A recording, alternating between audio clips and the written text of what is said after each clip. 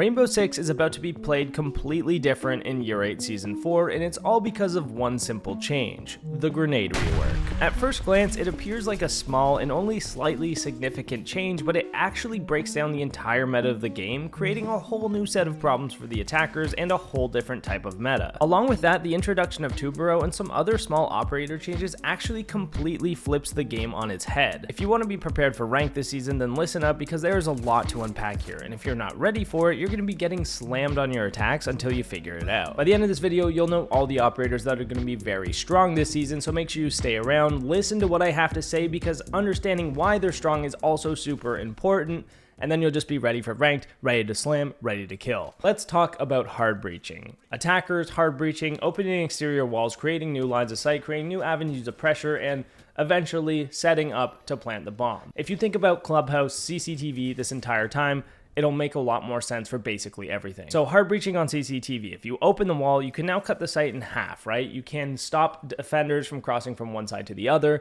and eventually you can work for garage and get the bomb down. But this all stems from the fact that you open the exterior wall in the first place. And once you open a wall to the outside, you can be anywhere outside holding something inside that wall. Hard breaching is just very, very strong, and you should already know that if you've played the game a while, but if you don't, now you do. So once you understand hard breaching is strong, then you understand, okay, well, let's try to stop them from doing that. Let's play Bandit, let's play Cade, and this is a very common thought process in pretty much all the ranks, but Cade, Bandit, impact tricking, these are the three things that you can do to stop the hard breachers from opening the walls, right? So then as an attacker, you have to think, okay, how do we counter these countermeasures so that we can actually open the wall like we want to in the first place? So to counter bandit tricking, depending on the site, you might be able to nade through the floor. Like CCTV, this is a classic. You can nade through the floor to kill bandit to open the wall and establish that powerful line of sight. If they're Cade tricking, well, you can bring Thatcher and you can double EMP if Thatcher's not banned. Other than that, Cade tricking is actually very, very strong right now,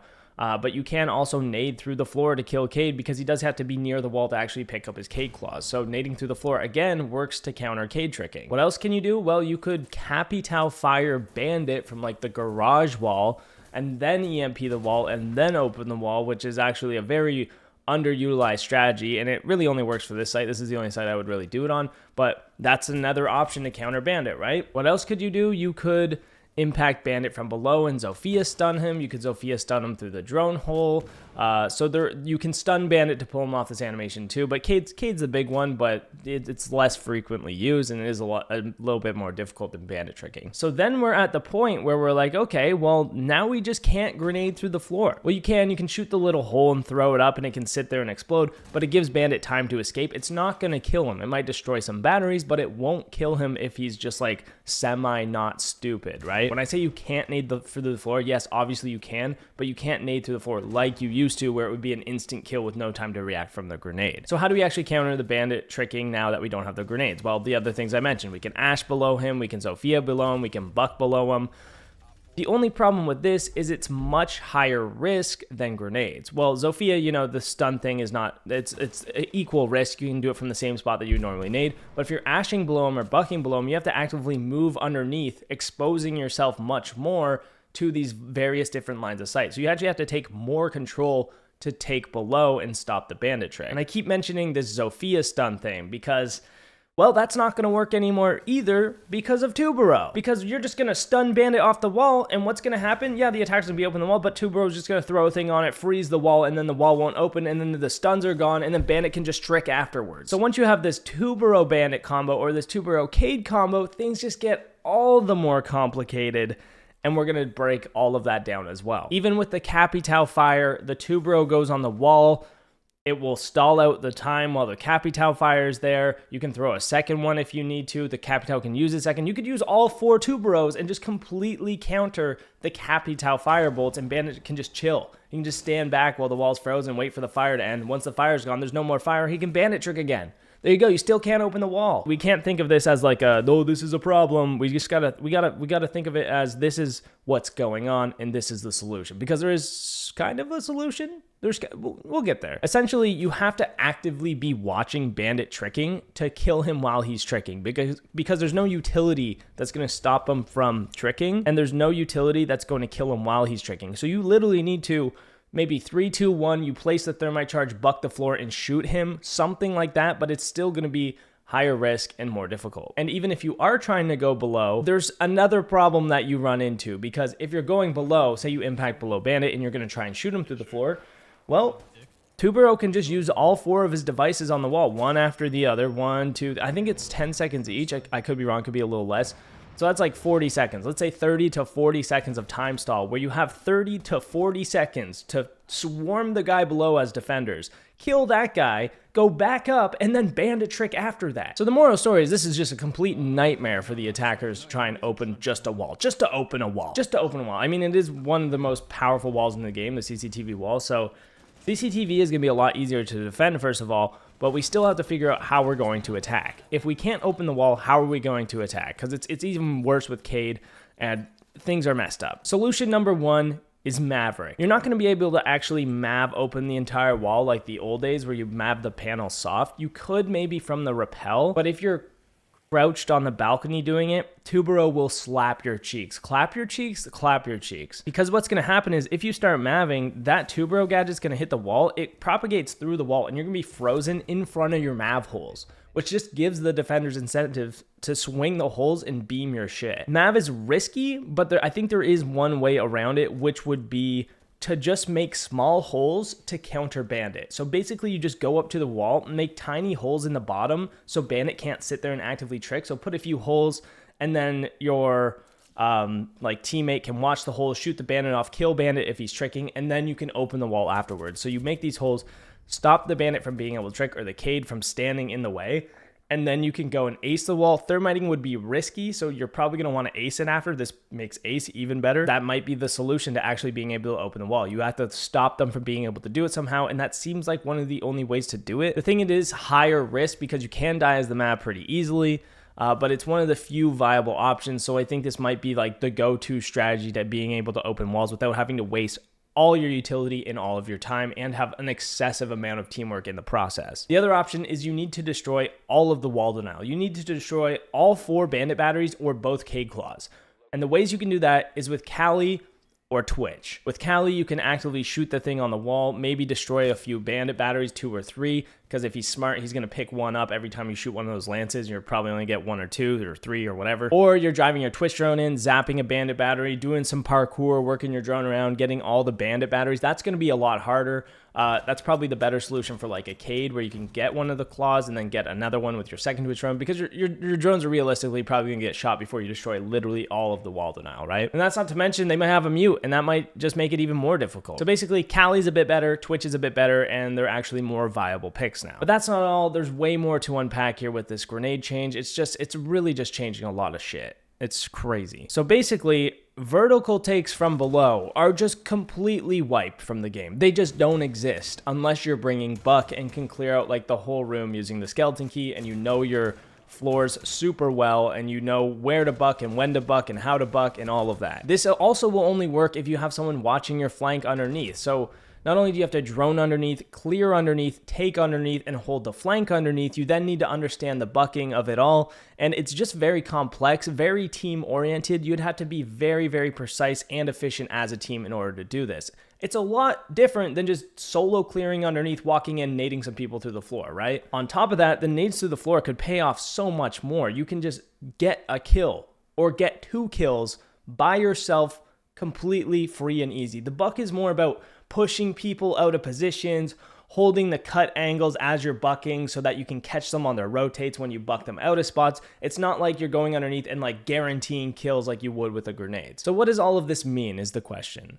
Well, if you can't do vertical takes as efficiently and they're much, much weaker, then horizontal takes are now the primary option, especially on those top floor bomb sites. So not only are top floor bomb sites more strong because the vertical takes are weaker, but on those top floor sites, it's almost guaranteed that they're going to be doing a horizontal take, so you can set up for the horizontal takes much, much easier. But then you go back to the hard breaching being a difficulty on these top floor sites. So for an attacker, you might have to come from just multiple different areas or do some more like smoke executes or some sort of like flashbang, grim, ying, gridlock, chaos, hopping in windows at the same time. Like, you get your whole team to do some crazy shit at the same time, and it might work. And it might honestly just be a better option than trying to do these complex breakdowns of these setups as like a ranked team, right? It's like, okay, well, let's all jump in this window at the same time. Boom, problem solved. So let's take like top 4 Cafe, for example, where you can just put a shield pixel, have the Womidus, have the Jaeger ADSs protecting it, have the Aruni gates, maybe you have an Azami in there too, and you're just stacking utility on each other. I think this will be much more common for like sites like the top floor of Oregon, where they can't nade you through the floor anymore, where everything was soft before, you get naded through the floor all the time, at least in like the higher ranks, maybe not if you're lower. Now you can just stack a shield, stack utility, protect the hell out of it. I think this will be much more common now for a lot of top floor bomb sites, just because of the fact that you can't grenade through the floor, and it will work pretty well, I think. More people do have grenades, which aren't going to be used through the floor, meaning they can be used for this utility. So grenades on Azami barriers is going to be more common, grenades for shields. So again, protecting this stuff is even more important because there's more stuff to destroy it. And if you're bringing that Twitch, you can use the Twitch to shock the ADSs, shock the Womidus, get the Mira windows, which are actually going to be broken by Ashe and Zofia too now. And with the Mira windows being breakable, you want even more Womai, more Jaeger, more Aruni to protect the Mira windows, or protect the 3 Maestro cams that you now have, because Maestro has 3 cameras. So you have all this bulletproof utility and all this stuff you want to protect, which just means all of these guys will be brought even more often as well. And because you have all this stuff,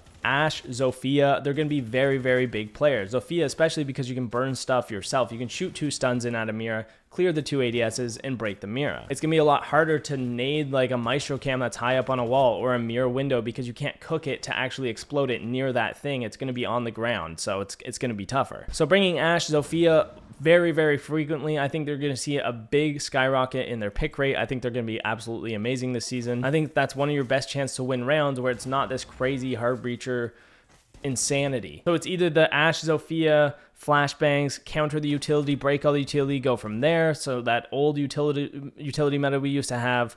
Or it's going to be this hard breacher, bandit, Mav, Tubero, struggle fest thing going on. Or you're going to have like the Ying site, direct site execute, like almost archives border when you're grimming everything, gridlocking everything, glazing, and you're going for that direct archives take.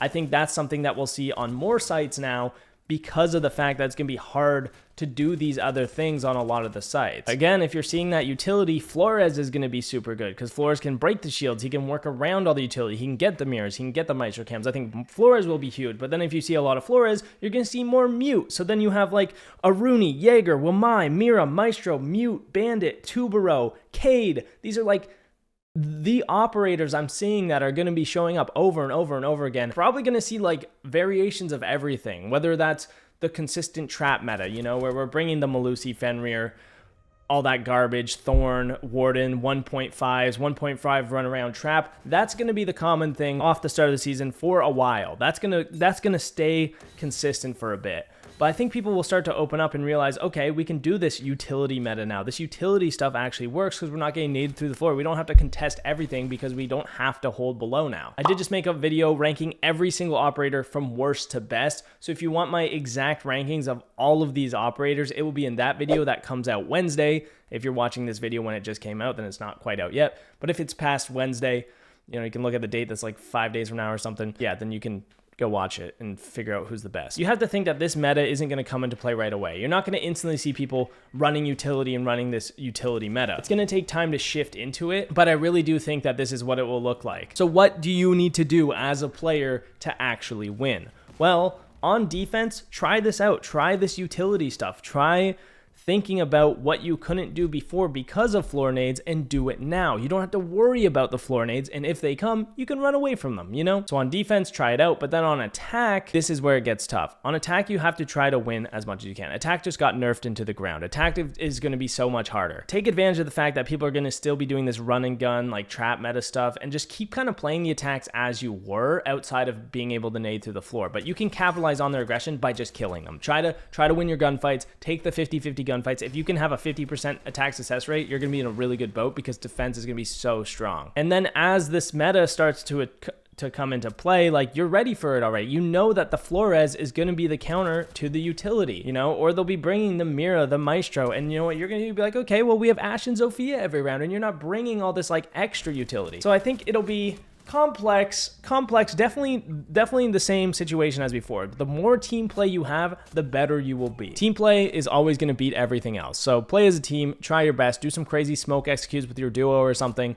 That shit's going to work. I think Cade is going to be top notch. Getting rid of Cade is going to be extremely powerful, especially on the clubhouse. Ban Cade. Just ban him so you don't have to struggle with the Tubero Cade combo. You could ban Tubero and just mav walls, just mav them soft, sludge them open, that type of thing, and then completely avoid wall denial. But I think we should learn to embrace Tubero, learn how to play with Tubero, because if you don't, then when some OP defender comes the next season, you're gonna be screwed. So learn it, practice it, just as you play, try to take it all in. Try to adapt, try to adopt it, try to grow from it, you know, try to change. Don't be stuck in the past. Work towards the future, become a better player. And I hope this video helps you, because yeah, I don't want you to be stuck sucking forever. Peace out, guys.